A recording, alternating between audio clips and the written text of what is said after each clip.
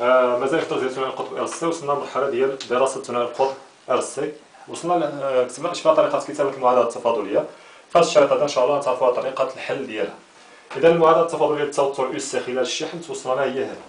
يعني غادي نحل المعادلة التفاضلية ديال التوتر بنفس الطريقة نحلوا المعادلة التفاضلية ديال الشحنة إذا طاحت، ولا كما غنشوفوا في الدرس الجاي ديال نفس المعادلة التفاضلية ديال الإي نفس غنتبعوا نفس الطريقة. عندي 8 ديال الخطوات هنا، إذا احترمتيهم غتصوب الحل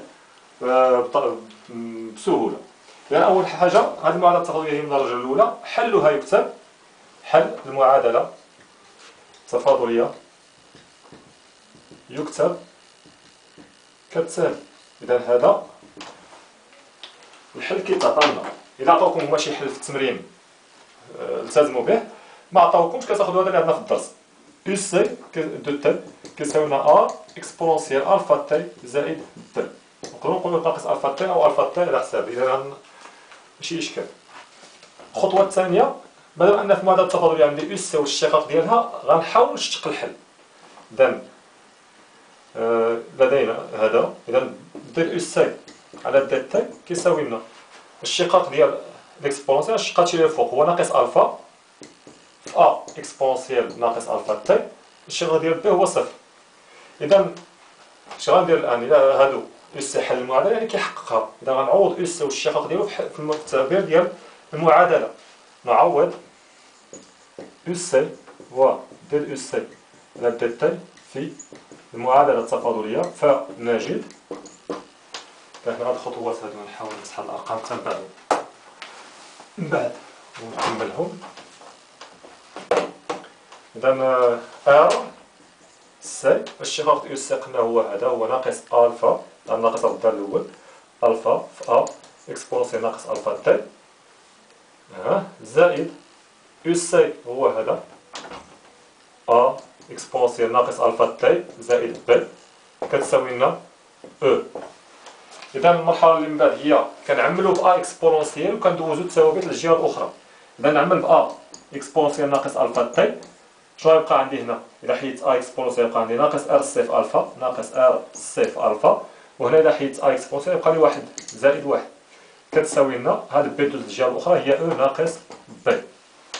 إذا عندي هنا واحد العلاقة فيها جداء ديال عدد ثابت في واحد المقدار اللي كيتغير وكيبقى دائما كيعطيني عدد ثابت. إذا شي حاجة كتغير، لأن عندي هنا فيه التي كيتغير، شي حاجة كتغير كنضربها بشي حاجة ثابتة كتبقى دائما ثابتة. هاد العلاقة هادي ما غتتحقق غير إلا كان هاد العدد الثابت هو صفر. إذا الصفر فاش ما ضربتو كيبقى دائما هو صفر. إذا نكتبو الشرط ديال تحقق هاد العلاقة هادي لكي تتحقق هذه العلاقة كيلكو سوا تي، فإن قلنا هادشي ما بين قوسين كيساوي صفر، ناقص ار سي في ألفا زائد واحد كيساوي صفر، والنتيجة خصها تكون كتساوي صفر، أو ناقص بي كتساوي صفر. من هنا كنكونو لقينا بأن بي كتساوي لنا أو، الثابتة الأولى لقيناها، ألفا غتساوي واحد على ار سي، باش إلا كانت هادي واحد على ار سي غتولي النتيجة كتساوي صفر، ألفا غتساوي واحد على ار سي، و ار سي شرط لها المرة اللي فات بأنها هي طو، إذا هي واحد على طو، إذا لقينا الثابتة الثانية. إذا في الحل لقيت جوج ثوابت، لقيت ألفا و بي. إذا باش نحصل على الحل كله كيبقى خاصني ثابتة وحدة هي أ. إذا أ باش نلقاوها كنديرو نستعملو الشروط البدئية. إذا كتكتبو هنا حسب الشروط البدئية لدينا عند تي كتساوي صفر، يعني في بداية الدراسة المكتشف كان خاضع شي توتر ولا مكانش خاضع شي توتر. قبل بداية الدراسة كما شفنا في الشريط اللي قبل كان قطع السير مفتوح، إذا التوتر كان كيساوي صفر، التوتر المكتشف كان كيساوي صفر لأن المكتشف كان غير مشحون.